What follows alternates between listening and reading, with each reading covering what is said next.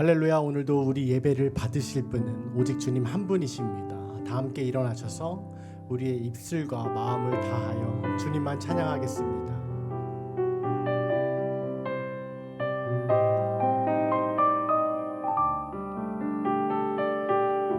내 하나님 서신 발 앞에 무릎 꿇고 경배하리. 큰 권능과 영광이 가득한 내 아버지 계신 이곳 하나님의 그 크신 사랑이 우리 죄를 사하셨네. 어린 양의 보혈의 은혜로 나답내리 나아가리. 오 하나님 그 빛난 얼굴 배우며 두 손 들고 나아가리. 찬송과 존귀와 영광과 능력을 그 하늘 보좌 위에 주님께. 오 하나님 그 빛난 얼굴 배우며 두 손 들고 나아가리. 찬송과 존귀와 영광과 능력을 그 하늘 보좌 위에 주님께. 찬송과 존귀와 영광과 능력을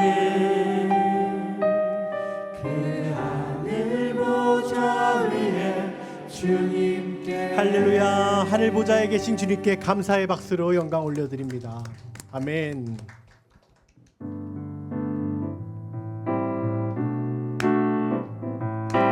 우리의 삶 속에는 우리 삶 속에서 주님이 함께 하시기에 어떤 상황 속에서도 매일 기쁘게 살아갈 수 있습니다. 우리 안에 주님 주신 기쁨으로 함께 고백하며 찬양하겠습니다. 내가 매일 기쁘게 순례의 길 행하는 주의 팔이 나를 안보함이요. 내가 주의 큰 복을 받는 참된 비결은 주의 영이 함께함이. 다시 한번 내가 매일 기쁘게 순례의 길 행하는 주의 팔이 나를 안보함이요. 내가 주의 큰 복을 받는 참된 비결은 주의 영이 함께함이라. 성령이 계시네. 할렐루야 함께하시네. 성령이 계시네. 할렐루야 함께하시네. 좋은 길을 걸으며 밤낮 기뻐하는 것 주의 영이 함께함이라. 2절입니다. 나와 동행하시고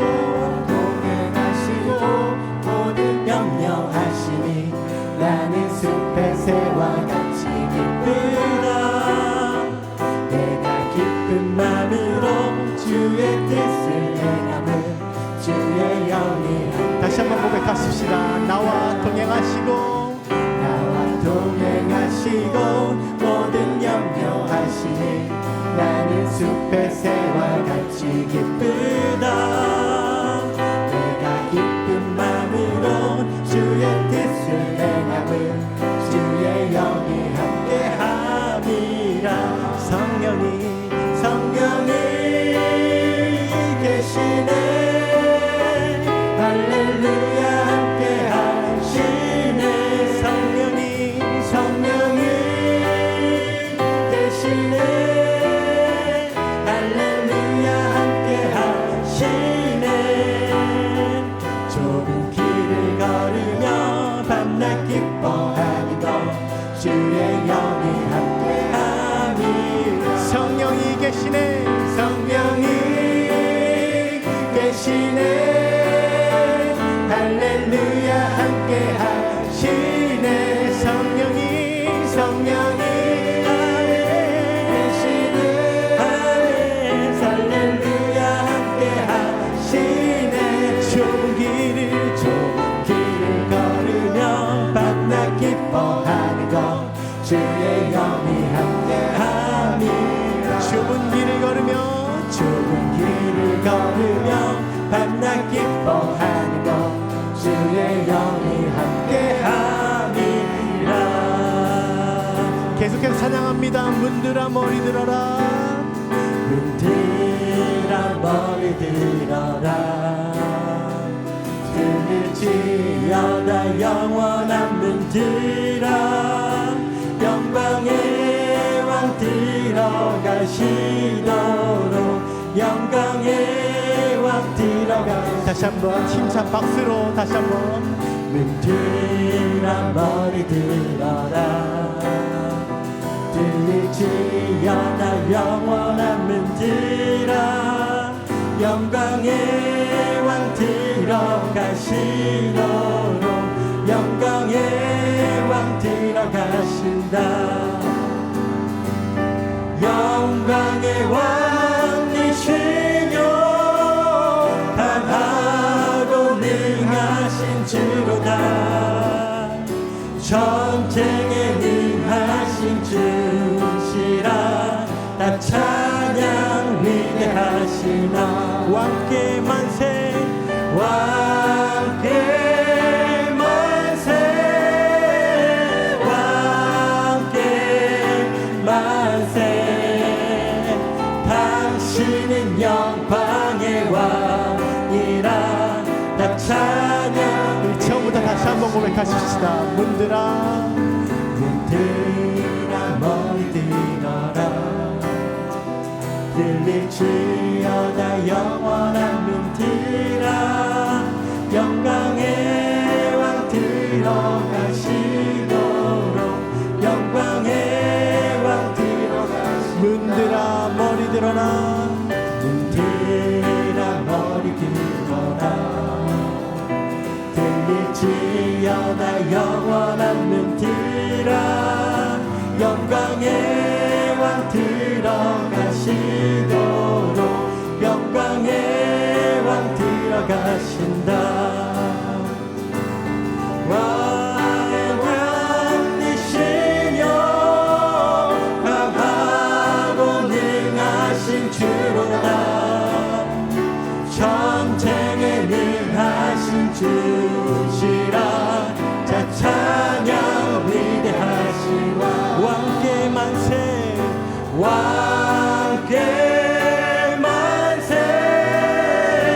왕께 만세 당신은 영광의 왕이라 다 찬양 위대하신 왕께 만세 왕께 만세 왕께 우리 손을 들고 다시 한번 왕께 만세 왕께 만세 왕께 다시 한번 왕께 만세 왕께 만세 왕께 만세 당신은 영광의 왕이라 다 찬양 위대하신 다 찬양 위대하신 왕 다 찬양 위대하신 다 찬양 위대하신 왕 할렐루야 영광의 왕이신 주님께 모든 존귀와 찬양과 경배를 드립니다. 아멘. 이제 다 같이 앉으셔서 우리의 시선을 주님께 올려드리며 계속 찬양하도록 하겠습니다.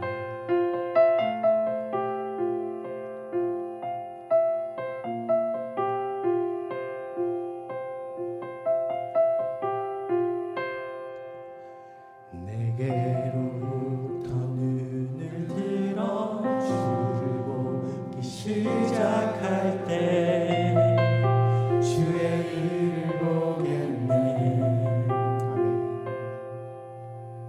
내 작은 마음도 일으키사 하늘에 꿈꾸게 하네. 주님을 다시 한번 고백합니다. 내게로부터 눈을 들어 주를 보기 시작할 때 주의 일을 보겠네. 내 작은 마음도 일으키사 하늘에 꿈꾸게 하네. 주님을 볼 때 모든 시선을 주님께 드리고 살아계신 하나님을 느낄 때 내 삶은 주의 역사가 되고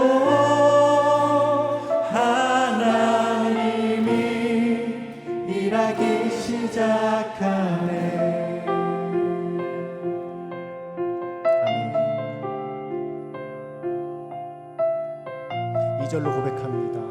성령이 나를 변화시켜 성령이 나를 변화시켜 모든 두려움 사라질 때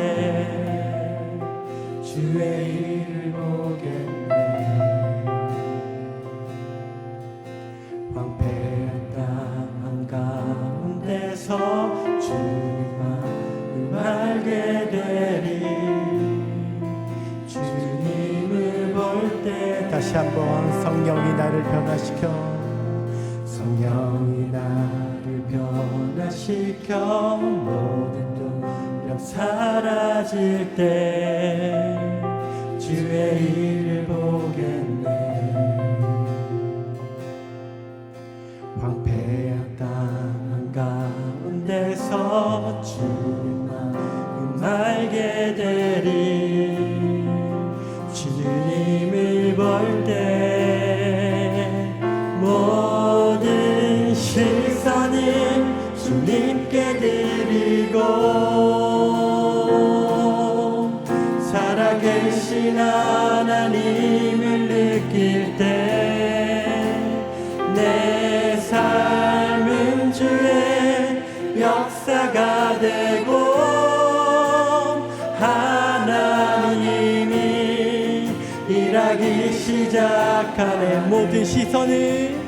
모든 시선을 주님께 드리고 살아계신 하나님을 느낄 때 내 삶은 주의 역사가 되고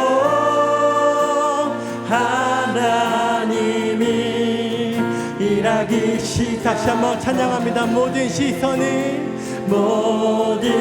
시선을 주님께 전능하신 하나님을 느낄 때 전능하신 하나님을 느낄 때 세상은 주의 나라가 되고 세상은 주의 나라가 되고 하나님이 일하기 시작한 부르신 곳에서 나는 예배하네. 어떤 상황에도 나는 예배하네. 부르신 곳에서 나는 예배하네. 어떤 상황에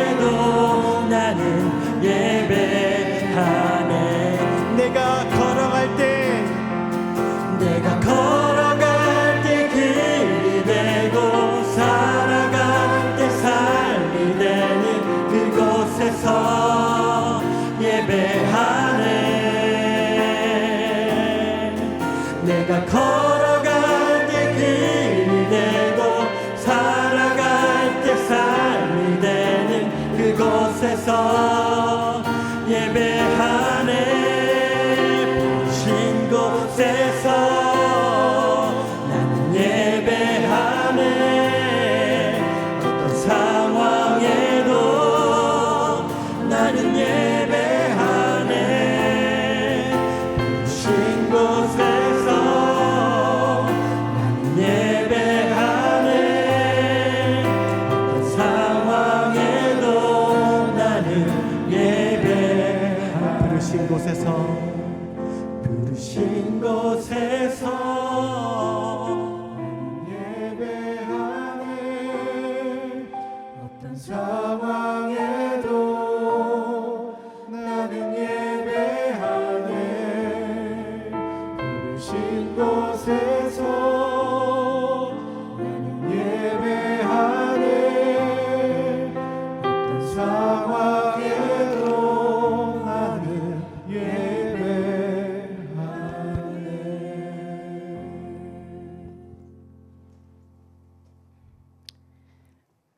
전능하시고 사랑과 은혜가 넘치시는 아버지 하나님, 하늘과 땅의 모든 권능과 영광이 주께만 속하였사오니 주 예수 그리스도의 이름에 모든 찬양과 영광을 돌립니다. 아버지, 죽은 우리를 살리시려고 독생자 예수 그리스도를 보내주시고 그를 믿는 자에게 영생을 선물로 주신 구원의 은혜를 감사드립니다. 또한 오늘도 숨쉬게 하시고 이 자리에 모여있는 또 모일 수 있도록 건강함을 주시고 각자의 자리에서 누리는 일상의 평안함을 주시니 참으로 감사드립니다. 풍성한 수확의 계절을 또한 지나게 하시고 은은한 가을 햇살과 서늘한 바람으로 주의 창조 질서를 맛보게 하심도 감사드립니다. 주님, 우리가 위기를 만나 힘들고 방황할 때마다 생명의 약속을 붙잡게 하소서. 우리 안에 거짓이 없는 믿음을 허락하여 주시고 현실의 상황을 두려워하는 마음이 아닌 능력과 사랑과 절제하는 마음을 주옵소서. 복음을 위해 고난을 받으라는 말씀에 아멘으로 순종하게 하시고 비록 우리가 보잘것없는 자라 할지라도 진리를 오롯이 담아낼 수 있는 깨끗한 그릇이 되게 하옵소서. 주님의 선하신 목적대로 우리를 빚어주시고 우리의 몸짓 하나하나 말 한마디 한마디가 예수 그리스도의 온유함과 사랑이 묻어나도록 우리를 다듬어 주옵소서. 또 저희는 내 것만 쫓는 이기적인 마음이 있습니다. 세상에 빼앗긴 욕심도 있습니다. 어찌할 수 없음을 알면서도 염려와 걱정 가운데 주께 묻지 않고 제 힘과 지혜를 의지했던 교만함을 회개합니다. 예수 그리스도의 보혈로 우리를 깨끗이 씻어주시고 주의 긍휼로 우리를 품어 주옵소서. 모든 주권자 되신 주님, 혼란한 이 시대와 우리나라 대한민국을 긍휼히 여겨 주옵소서.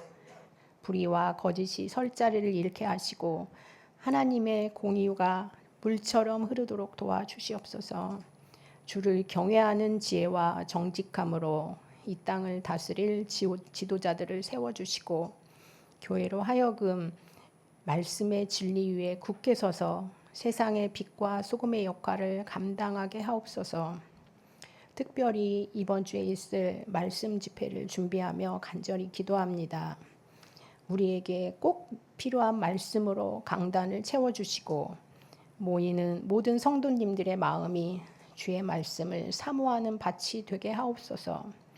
그래서 특별히 말씀을 전하시는 강독진 목사님께도 함께하여 주시고 또한 우리 교회에 이재훈 목사님, 김간수 목사님, 강동민 목사님, 천양님, 전도사님도 주님 앞에 올려드리오니 여러 가지 사역의 무게 속에서 느껴지는 외로움과 지침 가운데서도 오직 항상 곁에 계신 주님만을 의지할 수 있도록 인내하게 하옵소서. 기도 생활이 더욱 깊어지게 하시고 개인적으로 주님과 동행하는 가운데 신비한 기쁨과 위로를 날마다 경험하게 하옵소서. 목회 현장의 복잡한 어려움 속에서도 예수 그리스도의 마음으로 지혜롭게 섬기게 하시고 하나님의 말씀이 그들의 입을 통해 온전히 전파되어 생명과 능력의 말씀만 되게 하옵소서. 또한 가정들도 지켜주시고 은혜로 충만하게 또한 건강함으로 지켜주옵소서. 낯선 땅에서 복음을 전하는 선교사님들을 위해서 기도합니다. 주의 손으로 지켜주옵소서. 영적 전쟁과 여러 가지 환경의 어려운 가운데서도 담대함을 잃지 않고 성령의 능력으로 진리를 선포하는 도구가 되게 하옵소서. 이 시간 특별히 다음 세대를 위해 기도합니다. 혼란한 세상 가운데 방황하는 청년들도 있고 자녀들도 주님 자신을 나타내 보여주시옵소서. 그들의 마음에 참된 소망을 심어주시고 모든 두려움과 거짓된 문화 유혹 속에서 벗어나 주만 의지하는 자유인으로 살게 하옵소서. 성경의 가치관으로 무장하여 창의적이고 진취적으로 꿈꾸며 살고 또한 주 안에서 넘치는 기쁨과 평안을 누리는 일꾼들로 세워지도록 도와주옵소서. 이 시간 우리의 예배를 받아 주시옵소서. 바쁜 삶 가운데서도 주의를 지키고 주 앞에 나온 마음을 기쁘게 여기시고 우리 각자가 정말 신령과 진정으로 주의 임재를 경험하는 축복된 시간이 되게 하옵소서. 우리 주 예수 그리스도의 이름으로 간절히 기도드렸습니다. 아멘.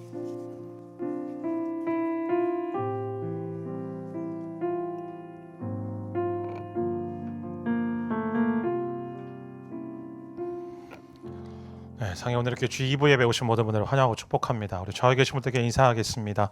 다시 오실 주님을 소망하십시오. 우리 그렇게 인사해 주시죠. 네, 우리 시간 마음을 다해서 함께 서로가 서로를 바라보며 두 손을 뻗어 함께 같이 찬양하며 축복하며 나아갑니다. 평화 하나님의 평강이 우리 좌우에 계신 분들 또 앞뒤 계신 분들 바라보시고 평강이 당신의 삶에 넘쳐나기를 평화 하나님의 평강이 당신의 삶에 가득하기를 우리 마음에 두 손 얹고 고백합니다. 은혜 하나님의 은혜가 은혜 하나님의 은혜가 우리의 삶에 넘쳐나기를 은혜 하나님의 은혜가 우리의 삶에 가득하기를 우리 행하실 주님 앞에 감사와 영광의 박수를 드리도록 하겠습니다. 네, 다시 한번 예배 나오신 모든 분들을 환영하고 축복합니다. 벌써 11월 달입니다. 2025년 이제 2달 남았는데요. 남아있는 2달 속에서 연초를 시작하면서 2025년을 시작하면서 하나님께 함께 같이 기도하고 또 소망하였던 그 모든 일들 속에 하나님의 방법대로 역사하시는 주님의 놀라우신 열매가 맺어져가는 귀하고 복된 한 해가 되기를 주님의 이름으로 축복합니다. 그래서 이 일들을 위하여서 오늘 기도해 주셨던 집사님의 기도처럼 금주 금요일부터 함께 같이 귀한 말씀을 듣고 기도하는 시간을 갖습니다. 금요일 오후 9시, 토요일 오후 6시, 주일에는 2번에 이어서 집회가 진행이 되어집니다. 제가 오시는 목사님과 벌써 15년 아니요, 거의 20년 가까이 됐네요. 2006년부터 제가 교제하기 시작했으니까 정말 말씀의 깊이가 있고 기도의 파워가 있는 영적인 파워가 있는 분입니다. 여러분 부탁드리는 건 4번 중에 1번이 아니고요. 여러분 가능한 한 시간을 내셔서 꼭 오시기를 부탁을 드리겠습니다. 자녀들도 꼭 데리고 와 주십시오. 자녀들도 학원 한 번 빠져도 괜찮습니다. 학원보다 더 중요한 건 우리 자녀들의 영혼이 자라고 영혼이 성장하는 것입니다. 특별히 제가 파워웨이브는 오늘 또 제가 좀 전에 설교하고 오면서 그 얘기 했거든요. 다 오라고. 그래서 여러분 꼭 부모님들이 같이 챙겨주셔서 오셔서 귀한 말씀 듣고 은혜 받는 시간이 되었으면 좋겠습니다. 주일에 저희가 간단한 점심을 준비를 합니다. 김밥을 준비를 할 건데요. 우리 순장님들께 또 말씀해 주시면 저희가 수량을 준비하는데 또 도움이 될 것 같습니다. 수요 여성 예배에 도란 어머니 학교 참고해 주시기 부탁드립니다. 오늘 하나님 우리에게 주신 말씀은 사무엘상 4장 1절부터 11절까지 말씀입니다. 한 절씩 교독하고 마지막 절 함께 읽습니다. 네, 저부터 읽겠습니다. 사무엘이 하는 말은 모든 이스라엘이 귀 기울여 들었습니다. 그 무렵 이스라엘 백성들이 블레셋 사람들과 싸우러 나갔습니다. 이스라엘 사람들은 에베네셀에 진을 쳤고 블레셋 사람들은 아벡에 진을 쳤습니다. 블레셋 사람들은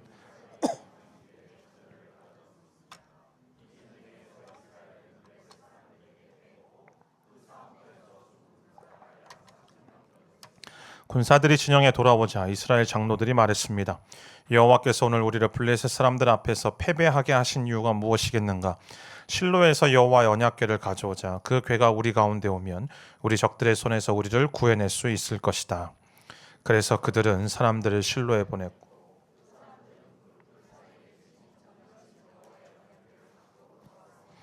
엘리의 두 아들 홈니와 비나스도 하나님의 언약궤와 함께 그곳에 왔습니다. 여호와의 언약궤가 진영에 도착하자 모든 이스라엘이 땅이 흔들릴 만큼 큰 소리로 외쳤습니다. 이 소리를 들은 블레셋 사람들은 히브리 사람의 진영에서 나는 이 환호성은 대체 무엇이냐 하고 묻다가 곧 여호와의 궤가 진영에 도착했다는 것을 알게 됐습니다.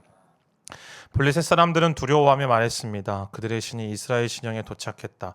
일찍이 이런 일이 없었는데 우리에게 이제 화가 미치겠구나. 우리에게 화가 미쳤는데 이 강한 신들의 손에서 누가 우리를 건져내겠는가?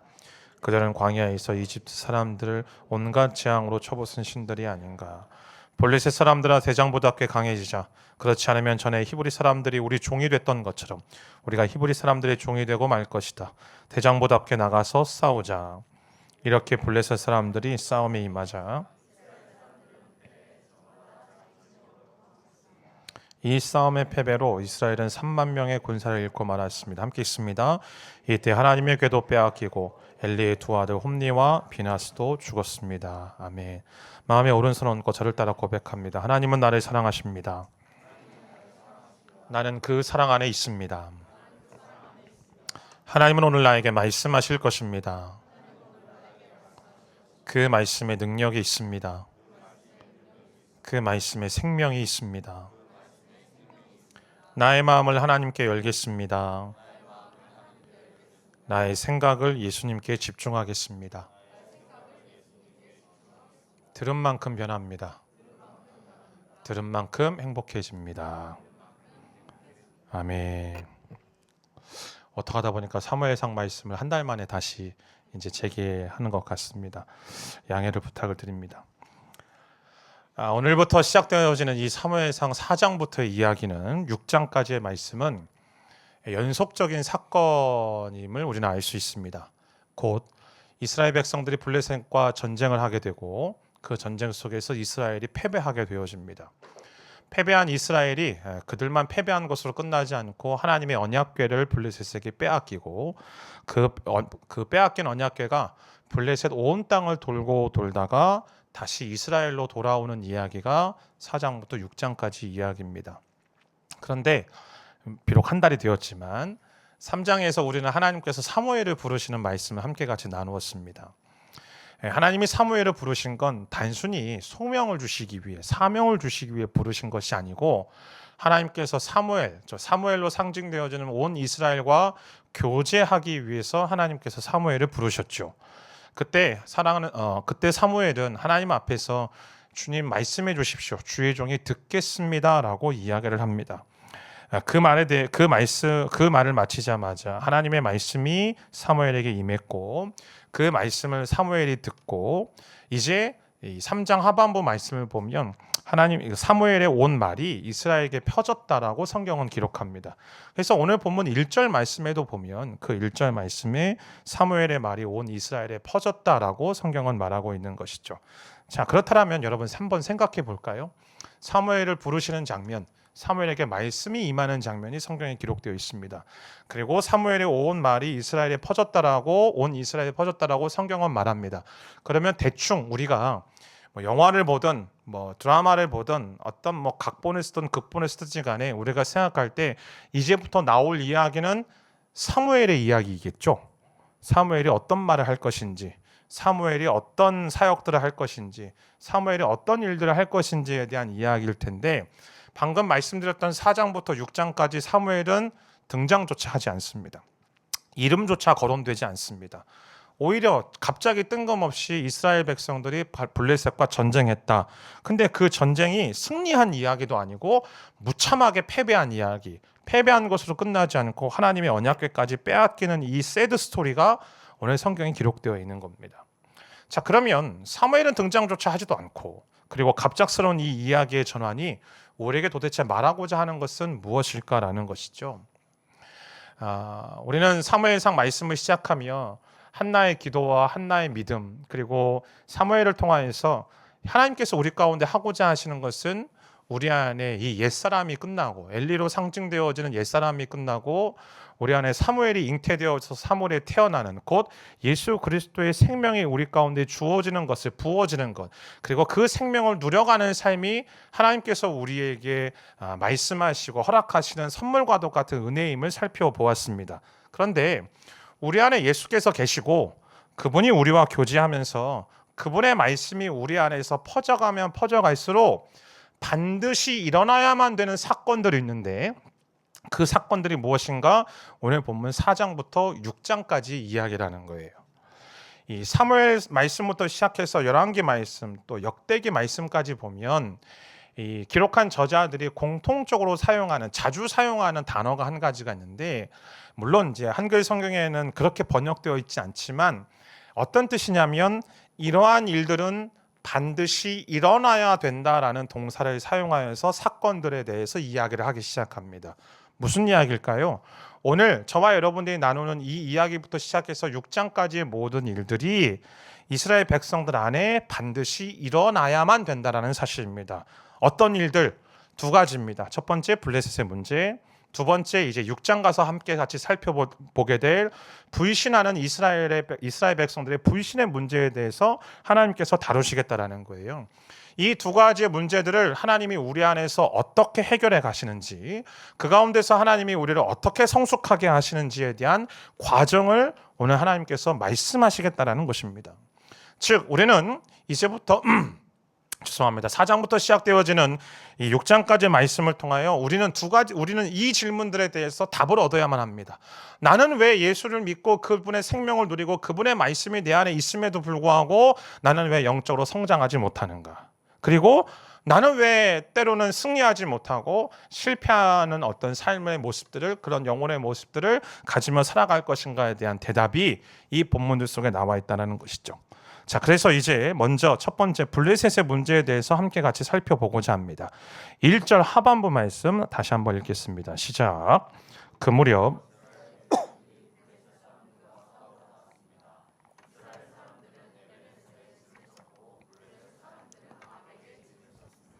오늘 여기 등장하는 블레셋이라는 이 사람들은, 블레셋이라는 민족은 주전 12세기 말 이 소아시아의 에게해와 그레데라는 섬에서 이곳으로 밀려온 사람들로 추정합니다. 성경은 이 블레셋 사람들을 함의 자손들이라고 이야기를 하죠. 사실 이들은 이 팔레스타인으로 밀려오기 전에, 이 이스라엘 땅으로 밀려오기 전에 원래 이들은 굉장히 호전적인 민족들이었고 역사의 기록에 의하면 강한 무기들을 갖고 있고 굉장히 군사력으로 막강한 나라였기 때문에 이집트로 자기 세력을 확장하려고 이집트로 넘어갔다가 람세스의 군대에 의해서 무참하게 박살납니다. 그러고 나서 힘을 잃고 결국에는 떠밀려서 어디까지 온 거냐면 팔레스타인 서부 해안 평야 지대까지 오게 된 거예요. 지도를 보시면 지난주 저희가 여호수아 말씀 나눌 때에 이스라엘 백성들 12지파에게 분배된 땅이 어디인지에 대해서 제가 오른쪽 지도를 보여드렸죠. 근데 오른쪽 지도에 있는 유다, 단, 에브라임, 베냐민, 므낫세, 어떻게 보면 이스라엘 땅, 그 팔레스타인 땅 중에서도 가장 곡창지대고 가장 비옥한 땅의 일부를 누가 차지하고 있는가? 왼쪽에 보면 이 빨간색으로 표시된 블레셋이 차지하고 있는 겁니다. 그러니까 블레셋은 이스라엘 백성들의 가장 핵심적인 지파들 속에 거하는 이 굉장히 이질적인 민족임을 우리는 알 수 있는 것이죠.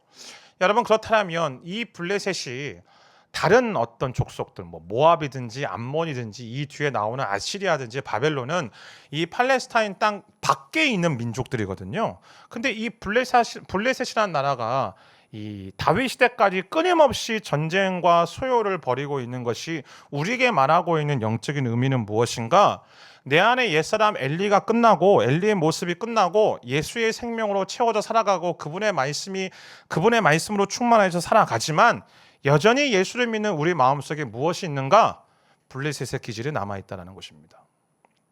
하나님의 나라에서 살아보려고 몸부림치고 있는 이 블레셋 족속이 우리 안에 숨어 있다는 사실을 오늘 하나님께서는 우리 가운데에 폭로하고 계시는 것입니다.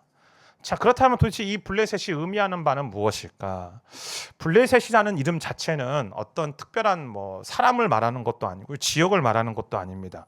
성경에 나와 있는 대부분의 이방 민족들, 곧 모압이든 암몬이든 바벨론이든 아시리아든 간에 어떤 지역을 말하든지 아니면은 이 민족과 그 나라의 선조의 이름인 거죠. 조상의 앤세스터 이름 아닙니까?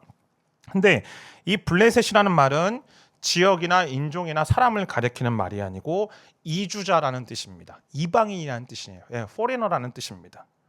그러니까 이주자라는 뜻이 블레셋이고 그 블레셋을 영어식으로 표현한 게 오늘날 저와 여러분이 익숙하게 말하고 있는 팔레스타인입니다. 그러니까 사실은요, 오늘날 그 땅을 차지하려고 팔레스타인하고 이스라엘하고 끊임없이 전쟁하잖아요. 근데 그 땅에 살아가고 있는 가나안 원주민들이 바라볼 때는 되게 웃긴 거예요. 이주민들이 들어와가지고 서로 지 땅이라고 우기면서 지금까지도 싸우고 있는 거니까요. 이거는 웃자고 하는 말이었는데 아무도 안 웃으셔서. 어쨌든 간에 그게 블레셋입니다. 근데 이 블레셋이라는 말, 이 팔라쉬라는 말, 이 히브리어의 어근에는 어떠한 뜻이 담겨져 있냐면 이동하다, 방황하다, 이주하다라는 말과 동시에 또 다른 뜻이 담겨져 있습니다. 곧 한숨을 내쉬다, 절망하다, 뒹굴다, 몸부림치다라는 뜻이 담겨져 있어요. 그러면 이 블레셋이 우리에게 말하는 게 무엇일까? 예수를 믿으면서도 우리 마음속에 남아있는 영적인 방황들, 영적인 절망들이 블레셋의 기질인 것이고, 오늘날 저와 여러분들이 일생 동안 싸워야 될 우리 속에 깊이 남아있는 그 블레셋의 기질이 무엇인가? 이 모든 것들을 통칭하는 절망이라는 것입니다. 조금만 좋은 일이 있으면 막 기뻐하고, 그리고 조금 더 잘 되면 교만해져 버리고, 이제 앞으로 우리가 살펴보게 될 사울처럼 조금 잘 되니까, 전쟁에서 이기니까 자기가 스스로 제사장이 되어서 막 제사 집례하고, 그런 교만함들이 생기게 되는 거죠. 근데 되게 웃기는 건 조금 안 되잖아요. 그러면은 나는 아무것도 못해, 우리는 힘이 없어요, 우리는 막 정말 개미와도 같은 민족이에요. 사무엘상 17장에서 골리앗 앞에 서 있던 이스라엘 백성들 사울의 모습이 그런 모습 아니었습니까? 그 이전까지는 승승장구하면서 막 뭔가 자기가 되는 것처럼 막 그렇게 행동하다가 골리앗이라는 존재를 만나니까 그 앞에서 아무것도 할 수 없다라고 이야기하는 그의 열등감들이, 그런 모습들이 우리 가운데 있다라는 것 아니겠습니까? 지난주에도 말씀드렸던 것처럼 우월감과 열등감의 모습이 우리 심령 가운데 남아있는 블레셋의 기질이라는 거예요. 근데 여러분, 아까 지도를 보셨다는 것처럼 블레셋은 밖에 있는 적이 아니라고요. 이스라엘 땅 안에 있다고요. 예수를 믿는 그 믿음 안에서 우리가 풍성한 주님의 생명을 누리며 살아가고 있고, 그 믿음 안에서 살면서도 끊임없이 우리로 하여금 패배하게 하는 요소가 있는데 그것이 블레셋이라고 성경을 말하고 있는 것입니다. 근데 오늘 성경에 재미있는 기록이 있어요. 이스라엘은 에벤에셀의 진을 쳤고 블레셋은 아벡의 진을 쳤다라고 성경은 말하고 있죠.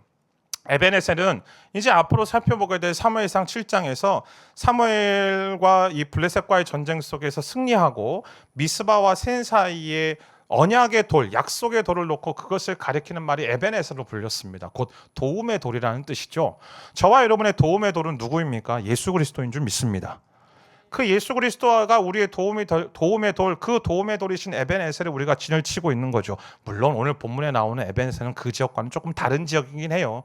근데 그럼에도 불구하고 에베네셀을 사용하는 이유는 이것을 보여주고 있는 거예요. 근데 문제는 블레셋이 어디에 진을 치고 있는가? 아벡, 곧 요새라는 뜻의 이 아벡에 진을 치고 있습니다.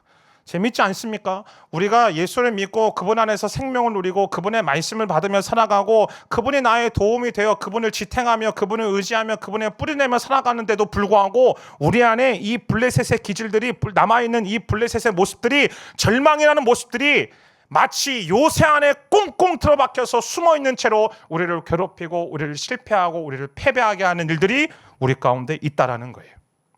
가장 아름다운 지역에서 가장 강력하게 버티고 있어서 하나님의 나라가 지어지는 것을 방해하는 존재가 요소가 저와 여러분의 심령과 내면 가운데 살아가고 있고 존재하고 있다는 사실입니다. 자, 그런데 오늘 말씀을 보면 서두에도 말씀드렸던 것처럼 기가 막힌 일이 발생합니다. 이스라엘이 블레셋과 전쟁을 하는데 이기는 게 아니고요, 패배해요. 첫 번째 전투에서 4,000명이 죽습니다. 오늘 본문 2절 말씀을 보면 이스라엘이 블레셋 사람들에게 패했고 그 싸움터에서 죽은 군사가 약 4,000명 정도 됐다. 꽤 많은 숫자가 죽은 거죠.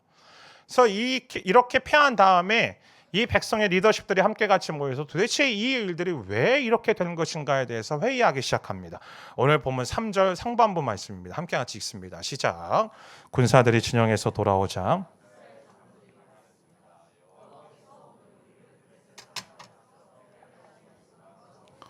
오늘 우리를 여호와께서 패배하게 하신 이유가 뭐냐?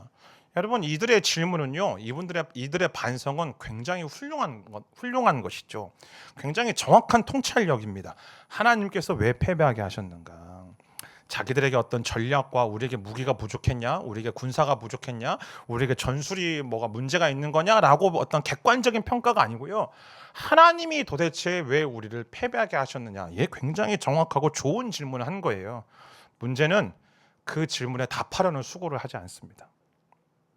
여호수아 말씀을 보면 여리고를 정복하고 이스라엘 백성들이 기세등등해가지고 그 다음 목적지인 아이성을 향하여서 돌진하죠. 근데 아이성을 향하여서 돌진하면서 그들이 범하였던 범죄가 아간의 범죄 때문에 아이성의 전투 속에서 대패하게 됩니다.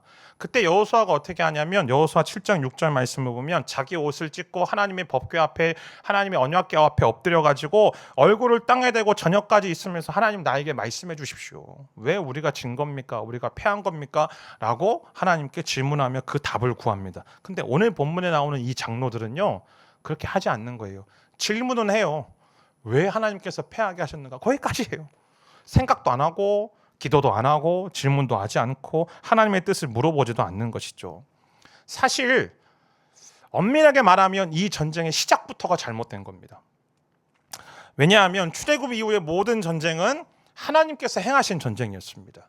그래서 이스라엘 백성들이 전쟁하러 나갈 때 하나님께서 반드시 싸우러 가야 되는지 말아야 되는지 말씀하셨고 어떻게 싸워야 되는지에 대해서 말씀하셨어요. 거의 대부분이 이스라엘이 먼저 전쟁을 걸어온 게 아니고요, 상대편이 먼저 전쟁을 걸어온 것이고, 그러는 와중에서도 이스라엘 백성들의 리더십들은 모세와 여호수아가 하나님 이 전쟁을 해야 합니까? 하지 말아야 합니까? 라고 물어보았죠. 근데 그것이 언제 무너졌는가? 사사기 시대 때 무너졌습니다. 그들이 이방 민족과 전쟁할 때도, 심지어 자기 동족들끼리 전쟁할 때도 하나님께 묻지 않는 일들이 발생하죠. 오늘 이 전쟁도 마찬가지예요. 오늘 1절 말씀을 가만히 살펴보면 블레셋이 먼저 와서 싸움을 건 게 아니고요, 이스라엘이 먼저 블레셋을 치러 나간 겁니다. 하나님께 묻지도 않고요. 하나님께서 명하신 전쟁도 아니었어요. 그러니 하나님의 인도나 하나님의 뜻도 여쭈지 않고 이스라엘이 싸움을 걸어왔으니 그 전쟁에서 하나님은 그들의 대적 앞에서 무참히 고꾸라뜨리게 만드신 겁니다. 근데 그렇게 졌음에도 불구하고 오늘 백성들의 리더십들이 묻지 않아요. 그러고 난 이후에 그들이 내린 결론이 무엇인가? 오늘 3절 하반부 말씀을 보면 실로에서 여호와 언약궤를 가져오자. 언약궤를 가져오자. 왜요? 언약궤가 상징하는 것이 하나님의 임재잖아요. 언약궤라는 것이 좀 이따가 그림 보시겠지만 그룹들 사이에 좌정하시는 하나님의 임재를 가리키는 거거든요. 그러니 그 하나님의 임재가 가리키는 언약궤, 그 언약궤를 통하여 하나님의 임재가 우리 가운데 함께 하시니 이 전쟁은 우리의 승리로 끝날 거라고 생각하는 겁니다. 여러분, 이들의 어떤 착각이나 오해가 아니고요. 사실은 이것이 광야 40년 동안에 단련되어졌고 익숙해져 왔던 그들의 사고 방식이었습니다. 광야 40년 동안 이스라엘 백성들이 여행을 떠날 때, 여정을 떠날 때에 그 모든 사람들보다 앞서서 갔던 것이 언약궤였습니다. 하나님의 언약궤가 3일길을 앞서가죠. 3일길을 언약궤가 앞서갈 때에 모세가 그 언약궤를 향하여서 어떻게 선포하며 기도하는가? 민수기 10장 35절 말씀을 보면 여호와여 일어나소서, 당신 앞에서 당신의 원수들이 흩어지고 당신의 적들이 단안하게 하소서라고 말을 합니다. 그래서 이 기도처럼 모세와 이스라엘 백성들뿐만 아니라 여호수아도 모든 행렬 앞에, 그리고 모든 전쟁 앞에 언약궤를 앞세웠습니다.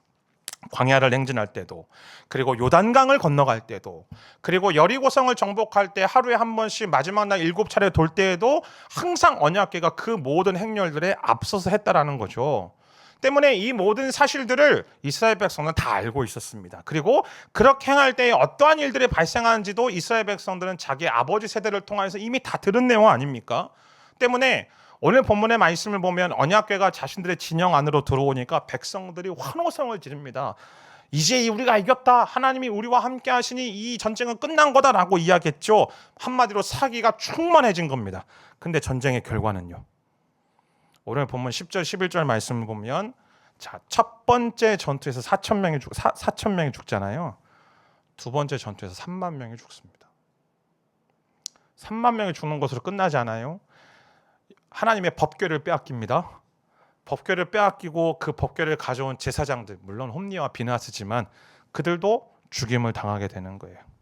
이상하지 않습니까?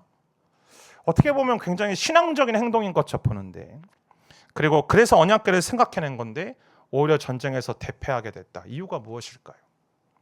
오늘 이들의 이유가 블레셋의 기지를 어떻게 대응하고 있는지에 대한 우리의 모습을 보여주는 것입니다.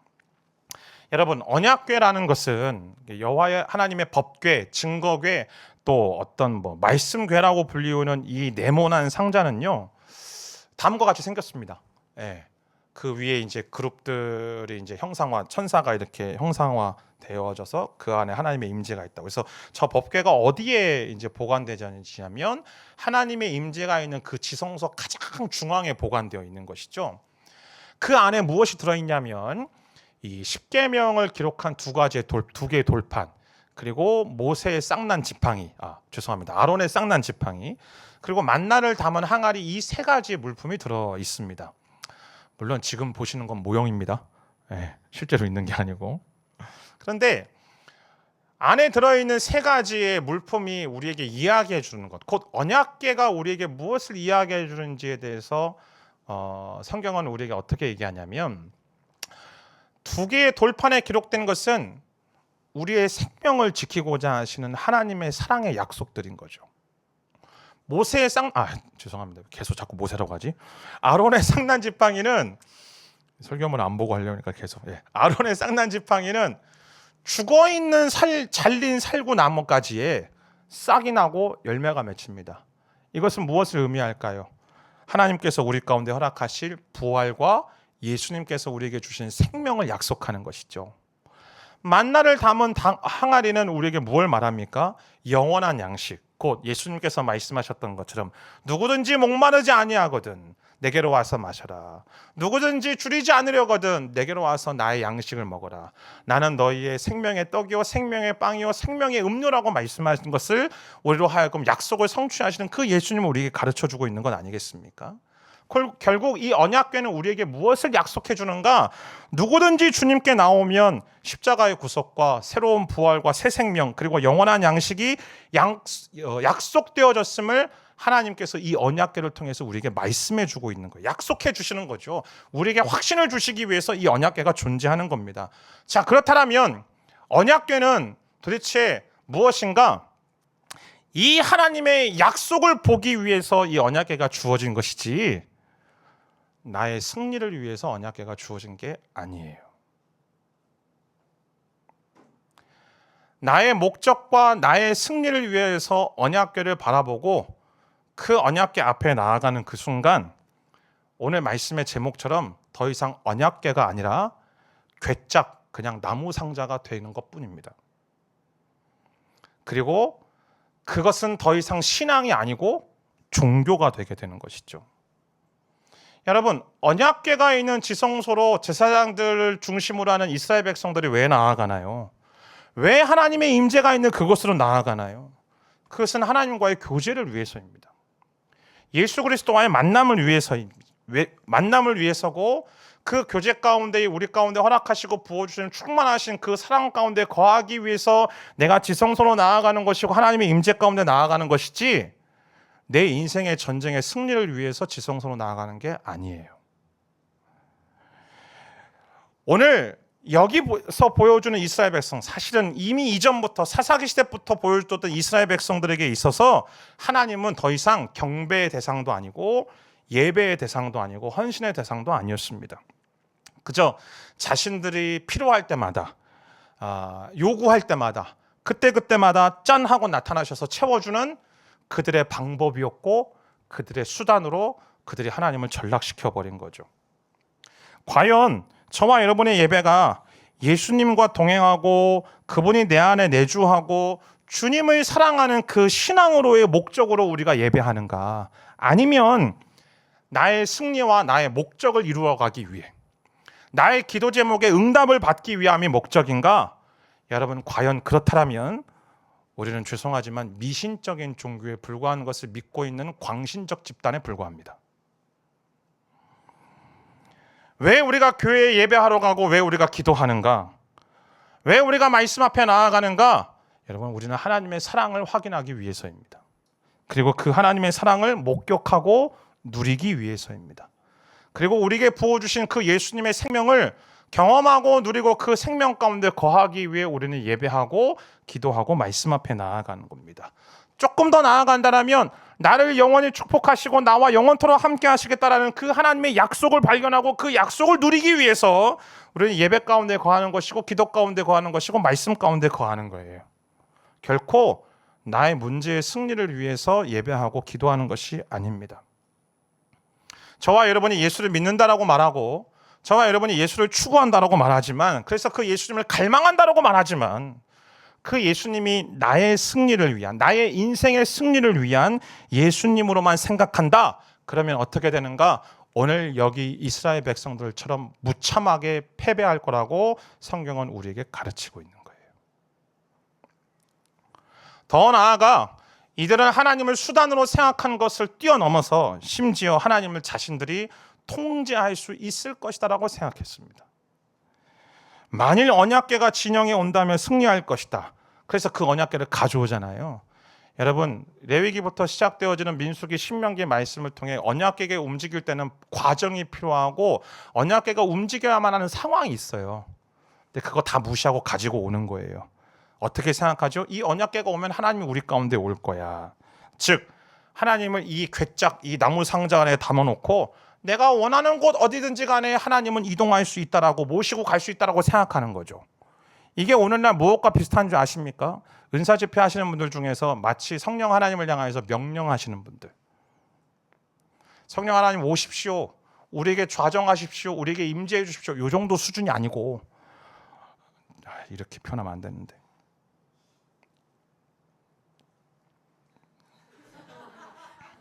그냥 하면 막 누군지 이렇게 다들 이렇게 유추하실 것 같아가지고 안 할랍니다. 아무튼 간에 그렇게 한다라는 거예요. 근데 성경은 우리가 분명히 말하죠. 하나님의 임재와 능력은 인간이 통제할 수 없다고요. 하나님의 임재는요, 우리가 컨트롤할 수 없어요. 하나님의 임재를 우리가 조정할 수 없다고요. 마치 우리가 하나님을 관리가 가능한 신으로 축소시켜버리고 있는 일을 오늘 이스라엘 백성들이 하고 있는 겁니다. 쉽게 말해, 우리가 예배를 드릴 때 또 뭐 어떤 집회를 하거나 어떤 기도원에 가거나 할 때 우리 안에 어떤 그런 거 있잖아요. 혹시 없으세요? 예배 때 찬양하다 눈물 흘리고 약간 눈물 좀 찔끔 나고 뭔가 마음에 약간 묘한 떨림이 있고, 그러면 하나님이 나에게 오셨구나, 임재가 왔다라고 판단하고, 눈물도 안 나고 마음에 떨림도 없으면 오늘 이 예배는 은혜가 없네라고 생각하는 거. 저만 그렇단 말입니까? 그래서 찬양 인도자들이 그런 것들, 예전에 저도 그랬거든요. 옛날에. 지금은 아니지만 그런 것들 잘 살펴가서 곡을 어떻게 이렇게 놓을 건지에 대해서 막 이렇게 전략을 세우기도 해요. 또 어떤 특정한 프로그램들을 하면은 결과가 보장된다고 생각하는 거. 야, 당신 그 프로그램 해봐. 당신 완전히 변할 거야. 아니면 우리가 기도하고 금식하고 하나님을 앞에서 사역하고 헌신하는 모든 것들을 마치 하나님과 이 거래의 도구로 프레이밍하고 있지는 않습니까? 우리가 예배가 됐든 찬양이 됐든 감정 조작의 기술로 예배를 바라보고 찬양을 바라보고 있다라면, 그리고 기도를 나의 어떤 인생의 목적, 결과를 얻기 위한 어떤 이 레버로 생각하고 있다면, 그리고 사역하고 헌신하는 것들을 내가 이렇게 사역하고 헌신하면 성공할 수 있다는 성공 공식을 돌리는 시스템으로 바꾼다라면 우리는 지금 무엇하고 있는가? 하나님을 이용하려 들고 있는 겁니다. 사랑하는 여러분이요, 하나님을 내 성공의 수단으로 바꾸려는 시도를 우리는 멈춰야 돼요. 하나님을 마치 내 인생의 안녕과 행복과 내 인생의 웰빙의 수단으로 바꾸려는 시도를 멈춰야 된다고요. 하나님은 나의 수단이 아니고 내 인생의 어떤 것들을 성취하기 위한 도구가 아니라 하나님의 하나님 되심 그 자체가 내 인생의 목적이요, 내 인생의 방향이며 내 인생의 가치인 줄 믿습니다. 하나님을 이념의 깃발로 차용해서 일어나는 일들을 오늘은 한국 사회 속에서 바라보고 있잖아요. 교회가 오늘날 왜 손가락질을 받습니까? 하나님을 이념의 도구로 끌어당기고 있는 일부의 사람들과 일부의 교회들로 인하여 하나님의 임재는 사라지고 우상화되고 집단적인 정체성만 남게 되는 거죠. 광신적인 집단으로 지금 전락하고 있는 거예요. 그래서 이상한 이야기까지 하지 않습니까? 하나님 나한테 까불면 안 된다라는 이 말도 안 되는 이야기들 하고 있는. 사랑하는 여러분이요, 내가 쓰기 쉬운 하나님이 아니고 내가 다루기 쉬운 하나님이 아니라 하나님이 쓰시기 쉬운 나, 하나님이 다루기 쉬운 내가 되기를 소망하는 저와 여러분들의 인생이 되기를 주님의 이름으로 축복합니다. 언약궤는 나를 예수 그리스도 앞에 데리고 가서 나의 부정하고 나의 어그러진 것들을 제거하기 위해서 있는 거예요. 그 언약궤는 남을 짓밟고 남을 이겨서 나의 성취감을 맛보고 나의 성공적인 스토리를 만들어내기 위해서 언약궤가 존재하는 게 아닙니다. 언약궤는 철저하게 하나님과의 교제를 위한 겁니다. 그 언약궤는 힘없는 저와 여러분을 긍휼의 보좌로 인도하여서 나의 불신을 주님 앞에서 회개하고 내 안에 남아있는 이 모든 블레셋의 기질들을 제거하고 하나님의 약속을 상기시키며 그것을 누리게 하시는 주님과의 깊은 교제 안으로 초대하시는 하나님의 놀라우신 초대장이에요. 그런데 오늘 우리는 이 언약궤를 어떻게 대하고 있는가? 엘리의 두 아들 홈리와 비나스처럼 대하고 있는 것이죠. 어떠한 정결의식도 없고 어떠한 하나님을 향한 하나님이 하나님 되심을 인정하는 것도 아니고 그저 자기들의 목적과 자기들의 어떤 수단, 자기들의 어떤 성공을 위한 수단과 방법적인 내용들로 추구하는 것. 그러니 제사도 모르고 언약 자체도 모르는 그들이 이 지성소 안에 내주하시는 예수님의 생명의 능력이 되시는 언약의 그리스도를 어떻게 알겠습니까? 그래서 결국 어떻게 되는가? 하나님의 임재를 충만히 누리기는커녕 완벽하고도 가장 비참한 패배를 맛보게 되는 겁니다. 이걸 어떻게 설명할 수 있어요? 그냥 군대와 군대가 맞붙었을 때 4,000명이 죽었는데 언약궤가 왔는데 3만 명이 죽은 거예요. 이걸 도대체 어떻게 설명할 수 있냐고요. 자, 그러면 우리는 여기에서 한 가지 질문이 듭니다. 그러면 언약궤를 가져오지 말아야만 되는가? 그럼 언약궤를 그냥 가져오지 말고 전쟁했어야만 하는가? 아니, 빼앗기니까 가져오지 말아야 되는 것 아닌가라고 질문할 수 있죠. 여러분 어떻게 생각하십니까? 답은 두 개예요. 가져와야 된다, 가져오지 말아야 된다. 뭘까요? 어려운 질문입니까? 제 질문이? 가져와야만 합니다. 빼앗기더라도 가져와야 돼요. 이유가 뭔지 아세요? 5장의 이야기 때문에 그래요. 그 빼앗긴 언약궤가 블레셋 곳곳을 돌아다니면서 블레셋의 쑥대밭을 만들어버립니다. 마치 이렇게 축구 좋아하시는 분들, 이 메시가 그 자기 진영에서 공격 진영까지 막 드리블해서 종횡무진하는 것처럼 이 언약궤가요 블레셋 온 땅을 휩쓸고 다니는 거예요. 우리는 실패하고 우리는 패배했는데 하나님은 그 실패 현장 속에서 일하시기 시작하는 거예요. 일하시기 시작할 뿐만 아니라 하나님은 성공의 일들을 하고 계시는 거죠. 우리는 사실 부부싸움 하면서 끊임없이 언약궤 날마다 뺏기고요. 아내하고 대화하면서 남편하고 대화하면서 갈등 일으키면서 그 안에서 자꾸 우리 안에 있는 하나님의 약속도 잊어버리고 예수 그리스도의 생명들을 빼앗기며 살아가죠. 심지어 자녀들하고 막 투닥투닥거리면서 살아가는 그 모든 현장들 속에서 우리 안에 가지고 있는 하나님의 평강을 잊어버리고 살아갑니다. 교회 일을 하면서도 마찬가지죠. 공동체 안에서 블레셋 기질이 여전히 남아있는 나와 한편으로 또 블레셋 기질이 여전히 충만한 그 사람이 함께 빵 하고 부딪혀가지고 각자의 언약궤를 빼앗겨버리는 삶으로 살아가고 있지는 않습니까? 그러다 보니 우리는 어떻게 생각하는가? 그러니 내 안에 있는 예수님의 생명을 잊어버리지 않으려고, 그래서 내 안에 이 갈등과 그 예수님의 약속, 하나님의 생명의 약속을 잃어버리지 않기 위해서 나는 교제도 하지 말아야 되고, 나는 사역도 하지 말아야 되고, 나는 공동체도 하지 말아야 되고, 나는 예배만 드리겠다라고 얘기해요. 하물며 그 예배조차도 온라인으로만 예배 드리겠다라고 이야기하는 것이 오늘날 현실이죠. 그런데요, 빼앗기더라도 해야 돼요. 빼앗기더라도 우리는 교제해야 되고, 빼앗기더라도 우리는 함께 공동체 안에서 살아가야 되는 것이며, 빼앗기더라도 우리는 사역의 현장 속에서, 섬김의 현장 속에서 있어야만 되는 거죠. 왜? 결국에는 언약궤가 이기기 때문에. 예수님께서 무리를 걸어보실 때에 베드로가 그 모습을 바라보고 주님, 저로 하여금 걸으라고 명령해 주시죠. 그러면 제가 가겠습니다 라고 말합니다. 그래서 베드로가 걸어가요. 근데 이제 베드로가 물결을 바라보면서 겁이 나니까 물에 빠지죠. 그래서 허우적대는 그 베드로의 손을 잡고 예수님께서 뭐라고 말씀하시는가? 마태복음 14장 31절에 믿음이 적은 사람아 왜 의심하느냐라고 말씀하세요. 자, 예수님 말씀 잘 보세요. 베드로가 무리를 못 걷는다라고 책망하시는 겁니까? 아니죠. 예수님은 너 빠져도 괜찮다는 거예요. 왜? 너 빠지면 내가 건져줄 거니까. 지금 예수님이 베드로에게 말씀하시는 건, 야, 너는 빠지는 게 정상적인 거야. 인간이 물 위를 걷는 게 비정상적인 거지, 물 아래로 빠지는 게 비정상적인 건 아니잖아요. 인간이 이 수면 아래로 빠지는 게 정상적인데, 그때 빠질 때마다 건져줄 내가 너와 함께 있고 내가 너를 붙들어 준다라고, 그것을 왜 믿지 못하냐라고 말씀하시는 거예요. 사랑하는 여러분, 우리는 근데 어떡하죠?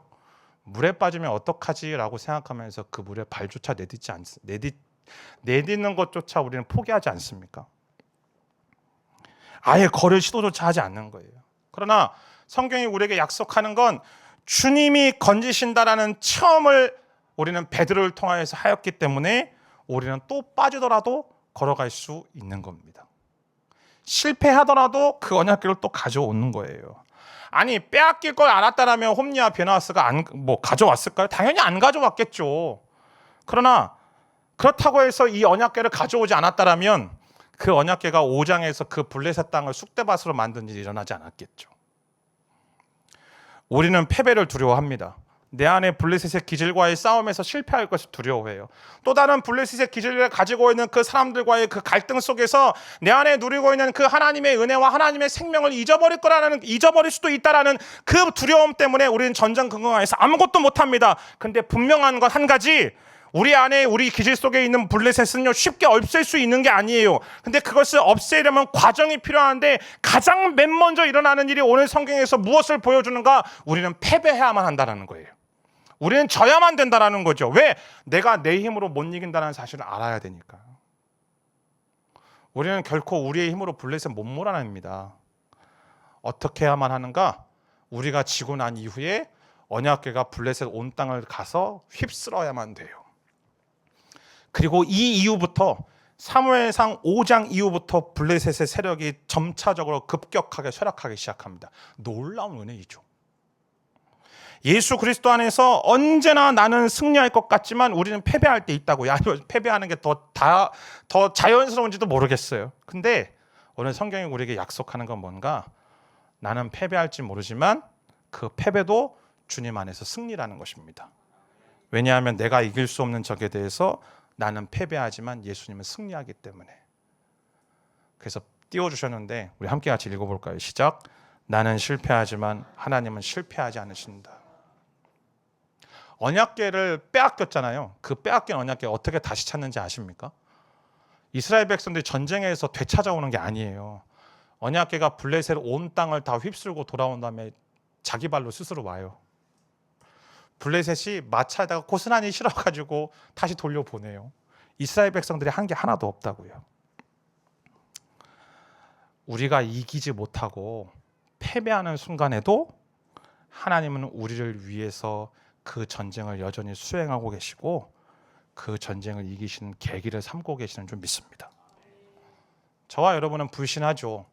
저와 여러분은 믿음이 연약하기 때문에 때때로 하나님을 컨트롤하려고 하고 나의 수단으로 여깁니다.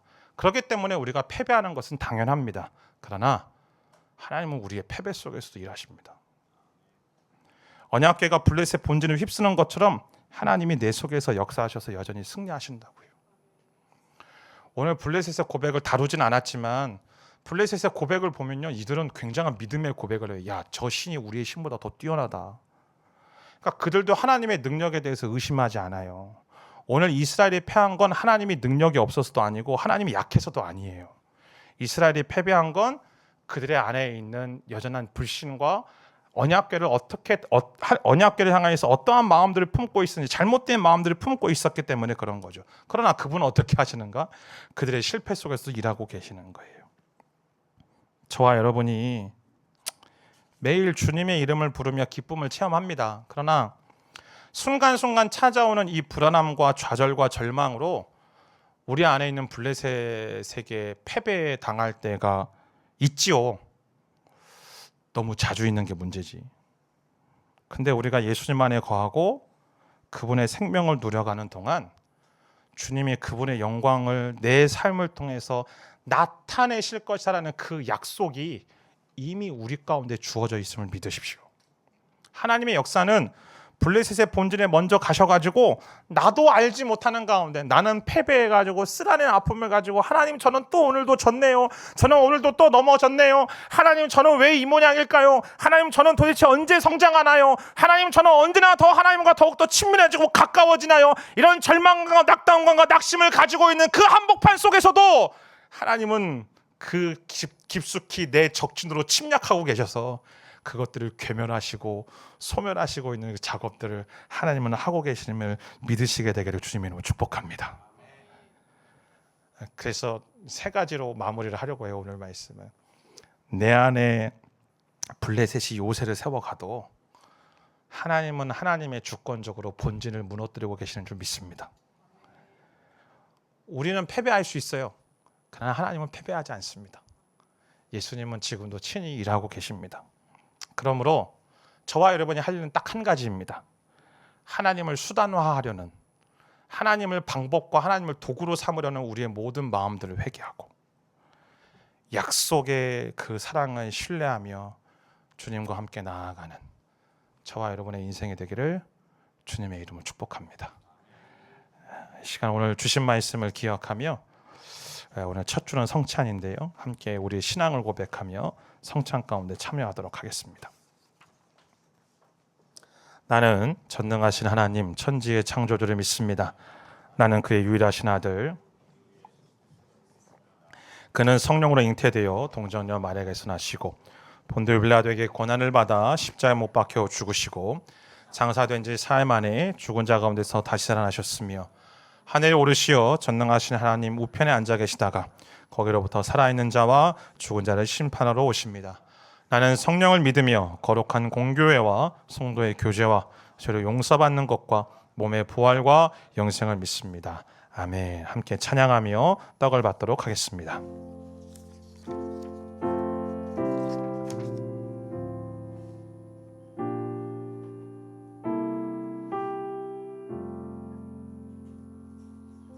주 달려 죽은 십자가 우리가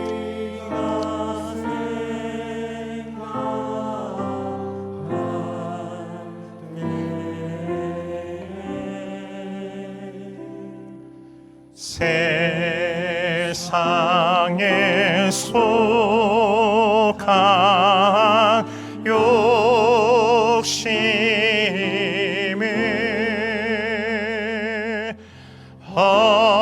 헛된 버리네. 죽으신 구주밖에는 죽으신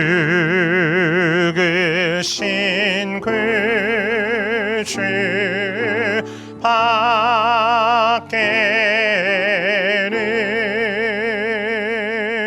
자랑을 말게 하소서.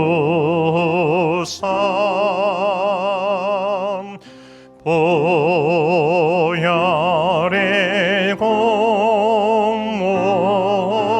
힘입어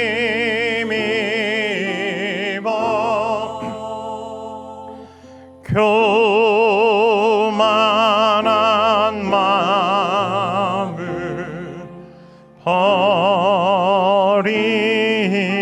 버리네. 예수께서 잡히시던 날 밤 제자들과 떡을 떼며 말씀하셨습니다. 받아 먹으라. 이 떡은 너희를 위한 나의 몸이다. 저와 여러분이 받은 이 작은 떡은 십자가에서 우리를 대신하여서 죽으시고 찢기신 주님의 몸을 기념하는 것입니다. 주님께서 자신의 몸을 찢어 죽이심을 통하여 우리를 살리셨기에 주님의 생명이 우리 가운데 부어진 줄 믿습니다. 주님이 내 안에, 내가 주님 안에 거하는 이 영원한 삶을 우리는 선물처럼 허락받은 것입니다. 오늘 저와 여러분이 이 떡에 참여할 때에 주님의 생명이 내 안에 거함을 확신하며 그 생명을 누리며 그 생명 가운데 거하는 놀라운 은혜가 있게 되기를 주님의 이름으로 축복합니다. 사랑하는 주님, 오늘 주님께서 내 안에, 내가 주님 안에 거하는 삶을 허락하심에 참으로 감사를 드립니다. 주님께서 진노를 받으시고 십자가에서 죽으시고 자신의 몸을 찢으심을 통하여 우리가 다시 살아날 수 있게 되었음을 이 시간 믿음으로 고백합니다. 우리가 우리의 모든 죄값을 담당하셨기에 하나님의 값없고 한없는 그 무한하신 풍성하신 은혜와 생명을 우리가 누릴 수 있게 되었음에 참으로 감사를 드립니다. 주님, 오늘 이 떡에 참여하는 우리의 모든 심령들마다 주님의 생명으로 임하여 주옵소서. 예수님의 이름으로 기도합니다. 아멘. 함께 깨어 참여하도록 하겠습니다. 이 시간 함께 찬양하며 잔을 받습니다. 내 주의 보혈을 정하고 정하라.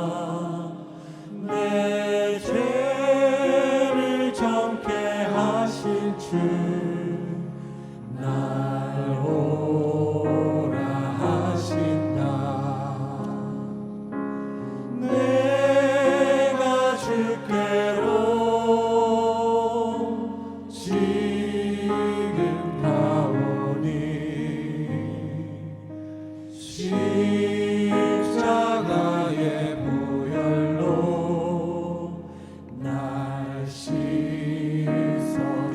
그 피가 마음속에, 그 피가 마음속에 큰 증거 됩니다. 내 기도 소리 들으사 다 허락하소서. 내가 주께로 지금 가오니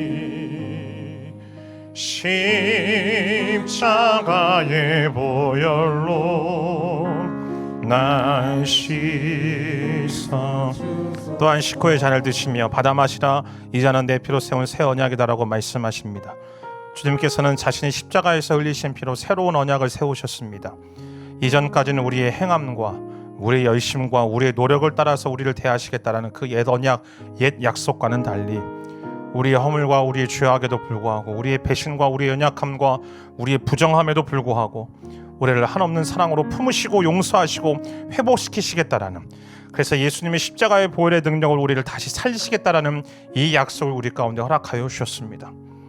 오늘 저와 여러분들 안에 여전한 이 블레셋의 기질들이, 블레셋의 모습들이 요새를 쌓고 그 안에서 잠식하여 들어가고 있는 모습들이 있다 하더라도 오늘 예수 그리스도의 보혈이 나의 심령 가운데, 나의 영혼 가운데 부어짐을 통하여 그 모든 블레셋 기질들의 모든 진영들을 타파하시고 황폐화시키시는 하나님의 놀라우신 은혜가 임하게 되는 줄 믿습니다. 오늘 이 잔을 들고 기도하며 나아갈 때 주여 오늘 주님의 약속을 믿음으로 이 잔에 참여하며 나가는 우리의 모든 심령들마다 하나님 주의 보혈이 우리의 모든 죄와 어둠을 씻어주시고 우리 안에 여전히 남아있는 이 블레셋의 기질들을 씻어주시고 특별히 하나님을 여전히 수단으로 생각하며 하나님을 나의 안위와 나의 목적을 이루기 위한 도구로 생각하고 있는 모든 모습들을 내려놓고 회개하며 오직 하나님의 하나님 되심을 인정하며 하나님이 내 인생의 목적과 가치와 방향성을 믿음으로 고백하며 나아가는 일들이 회복되어질 수 있도록 성령 하나님 은혜를 허락하여 주옵소서. 함께 통성을 잡혀 기도하며 나아갑니다. 기도하겠습니다. 사랑하는 주님, 오늘 주의 보혈을 먹고 마십니다. 아버지 하나님, 주님의 보혈이 아버지님 우리를 정결케 하시고 우리를 깨끗하게 하시는 줄 믿습니다. 예수 그리스도의 십자가의 보혈의 능력으로 우리를 다시 살려주시고 그 십자가의 보혈의 능력으로 우리 안에 자리 잡고 있는 모든 연약함들과 모든 죄성들을 아버지의 맑게 깨끗하게 씻기시는 주님의 놀라우신 은혜가 임할 수 있도록 성령 하나님 아버지 은총 허락하여 주옵소서. 여전히 우리 안에 자리 잡고 있는 모든 블레셋 기질들을 그 요새와 같은 블레셋 기질들을 하나님 타파하시고 하나님 여전히 끊임없이 하나님의 약속을 부여받은 자로서 하나님을 나의 도구로 나의 수단으로 생각하고 있는 모든 죄와 거물들을 하나님 아버지 이 시간 회개하며 주 앞에 나아가오니 나를 정결케 하시고 하나님만이 내 인생의 아버지는 목적이며 방향성이며 가치임을 믿음으로 고백하며 나아가는 진정한 아버지 돌이킴이 있을 수 있도록 은총 허락하여 주옵소서. 사랑하는 주님, 주님의 보혈을 의지하며 능력을 의지하며 주 앞에 나아갑니다. 주님의 보혈이 우리의 모든 죄를 씻으심을 믿습니다. 주님의 보혈이 우리의 모든 상처와 아픔들과 때로는 모든 육신의 질병까지도 회복시켜 주시는 줄 믿습니다. 주님의 보혈이 여전히 하나님을 수단으로 삼고 있고 여전히 하나님을 내가 통제하고 내가 이용하려고 하는 나의 모습들까지도 하나님은 나를 정결케 하여 주시는 능력이 되시는 줄 믿습니다.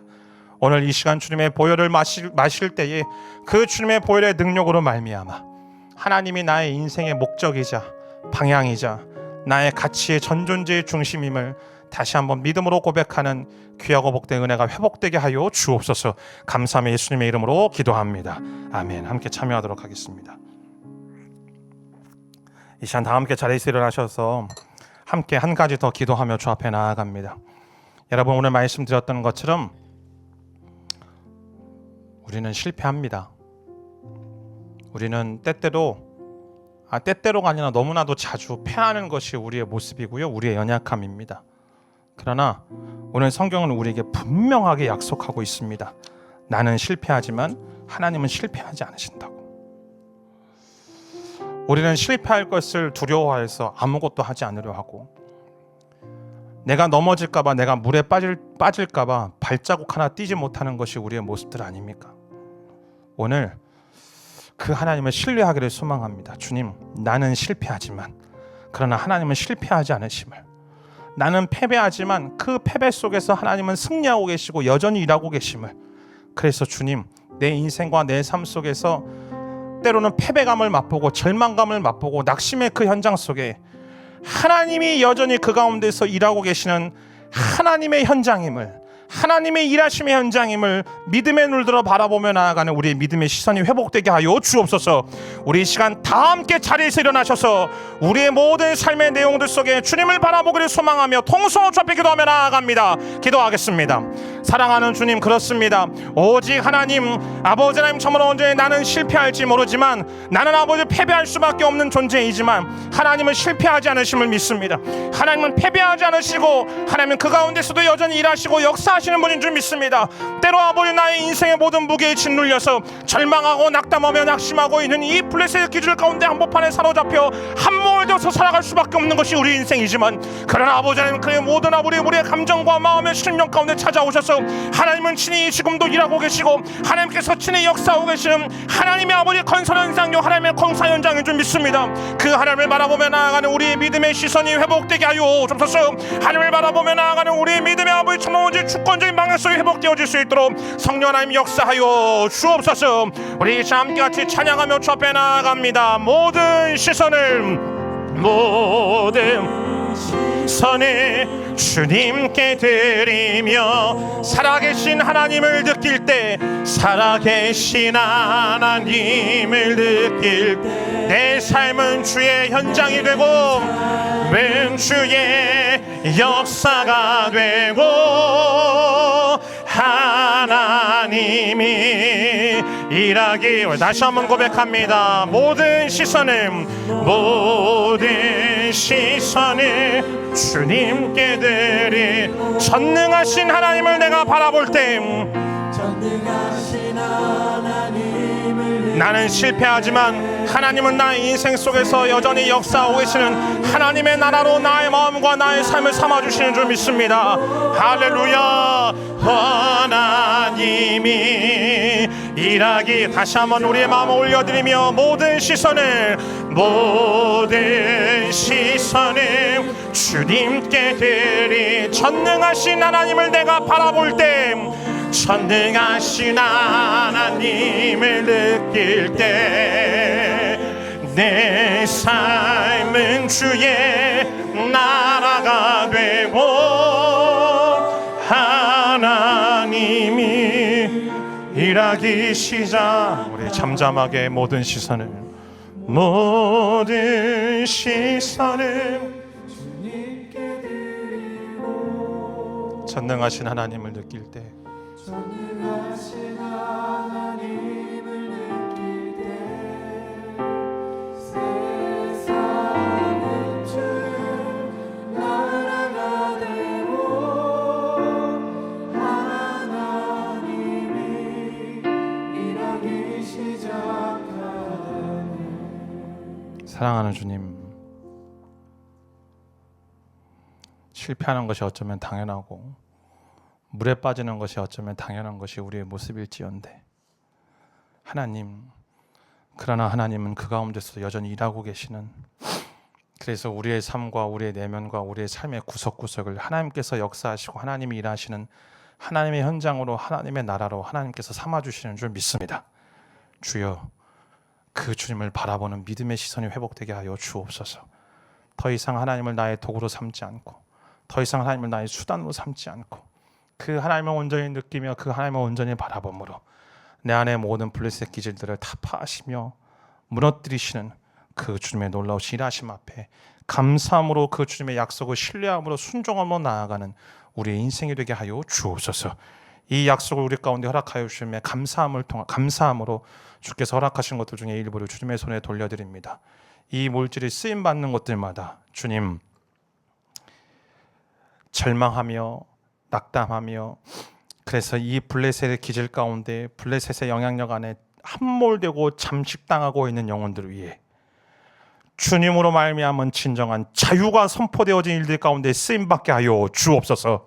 지금 이 시간에 우리 주 예수 그리스도의 놀라우신 은혜와 하나님 아버지의 무한하신 사랑과 성령님의 기름 부으심과 교통하심이 이제 내 안에 있는 그 블레셋의 기질들을 타파하고 계시는 그 주님의 약속, 주님의 일하심을 바라보며 하나님을 하나님답게 여기며 하나님을 내 인생의, 내 삶의 진정한 방향이며 가치며 중심임을 고백하며 삶의 자리로 나아가신 주의 사랑하신 모든 성도님들의 머리 위와, 그리고 생명 걸고 복음 증거하시는 선교사님들과 그들의 모든 사역들을 위해 지금부터 영원까지 함께 하시기를 간절히 축원하옵나이다.